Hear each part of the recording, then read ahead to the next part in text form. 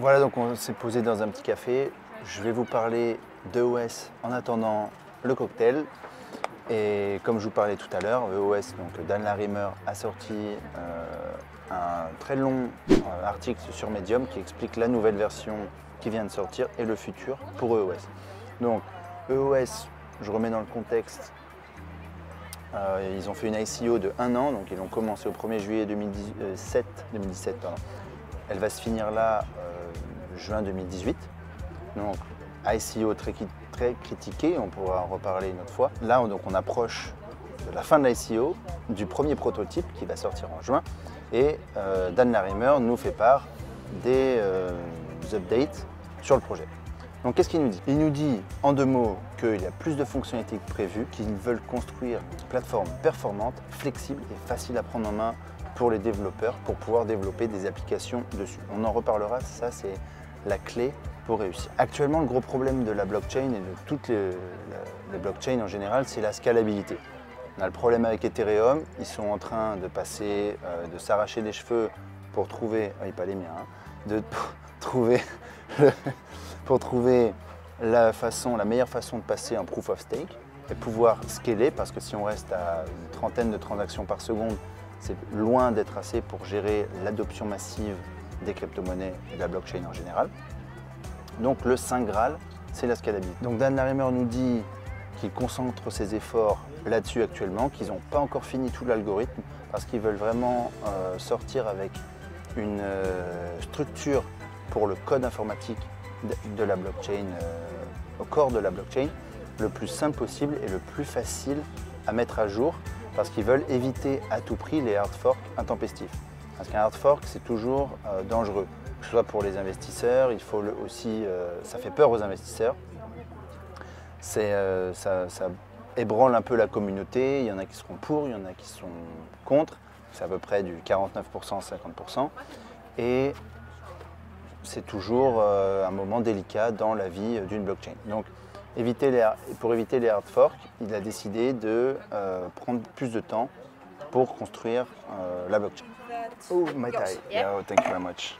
Par contre, ce qu'il dit avoir mis au point, c'est la communication interblockchain. Alors, ça fait couler énormément d'encre en ce moment, avec les sidechains, par exemple, pour Lisk, le plasma et le sharding pour Ethereum, pour le passage en proof of stake. Et c'est la course contre la montre pour donner au monde de la blockchain ce qu'elle attend tous. C'est la fameuse scalabilité.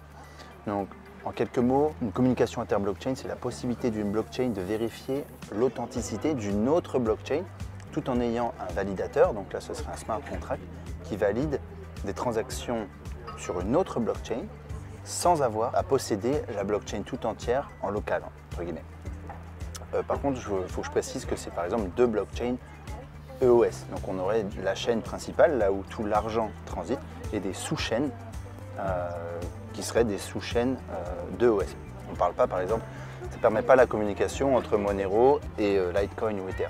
Ce serait de l'atomic swap sinon, ce qui est vachement intéressant aussi, et qui arrive bientôt. Chez EOS, ils ont compris que les gens qui vont utiliser la blockchain vont s'envoyer des datas entre eux, et donc ils veulent compresser au maximum les datas pour que les datas qu'on envoie soient moins lourdes en termes d'octets, de gigas, et ensuite qu'elles transitent plus facilement. Donc moins de temps en fait, moins de temps de transfert. Il explique que 2 blockchains basées sur EOS pourraient discuter en à peu près 3 secondes, alors que sur la chaîne Ethereum, ça prendrait 9 minutes, et sur la blockchain Bitcoin, ça prendrait jusqu'à 3 heures.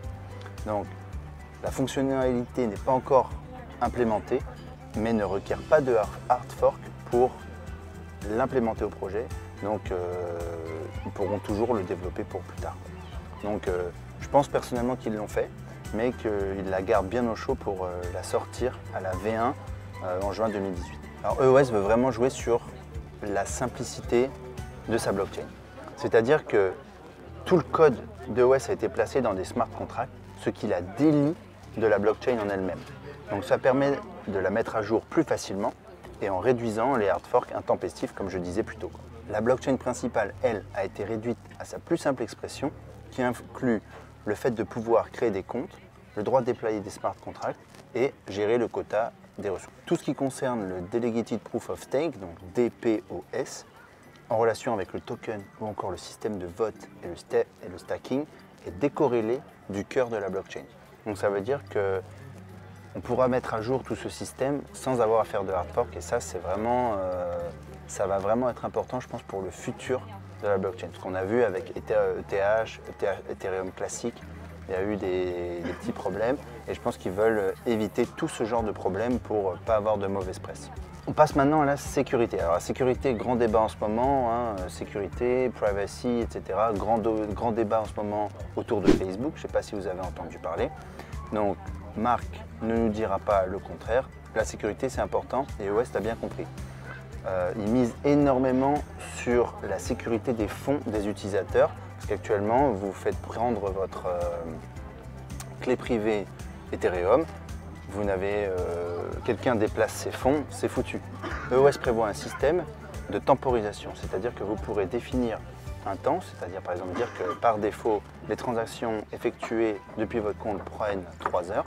Et donc si vous voyez qu'il y a une transaction qui est bizarre sur votre compte, par exemple vous recevez un email, dans 3 heures il y a ça qui va s'effectuer sur votre compte, et que vous voyez qu'en fait c'est pas vous qui avez fait ça, que vous vous êtes fait hacker par quelconque moyen que ce soit, vous aurez la possibilité de vous connecter à votre compte avec des droits encore plus puissants que l'utilisateur en lui-même, un peu comme le super admin sur Windows et le user, etc., ou le root et le user sur Linux, et vous pourrez annuler cette transaction. Et cette temporisation en fait de 1 heure, 2, 3 heures, 30 minutes comme vous voulez, va permettre d'augmenter la sécurité de vos fonds. Parce que si actuellement vous vous faites hacker, bah, vous pouvez, quand vous vous en rendez compte, c'est trop tard. Alors que là, on veut un système où quand on s'en rend compte, il n'est pas trop tard.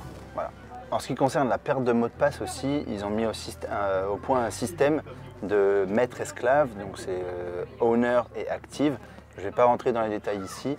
Si vous voulez, vous pouvez mettre en commentaire, on pourra faire une vidéo dessus ou je peux vous mettre un article qui en parle plus précisément. Mais sécurité est vraiment au cœur du projet EOS, selon Dan Larimer, et je pense que c'est vraiment intéressant parce que c'est un truc qui manque à la blockchain, parmi d'autres choses, hein, notamment l'ergonomie aussi. Mais tous ces aspects sécurité sont un petit peu oubliés, je trouve, des grands projets, et ça fait du bien de voir que certains y pensent. Est-ce que vous savez pourquoi Apple domine le marché des smartphones à l'heure actuelle, ou en tout cas a pris une grande longueur d'avance? Ben, c'est grâce à son App Store. Steve Jobs avait très bien compris que la force des smartphones, c'était les applications qu'on pouvait télécharger et pas le téléphone en lui-même, parce qu'ils auraient tous ils pourraient tous appeler, ils pourraient tous prendre des photos haute définition. C'était pas ça qui les différencierait. Ils pouvaient tous avoir du stockage, c'était vraiment les applications et l'ergonomie.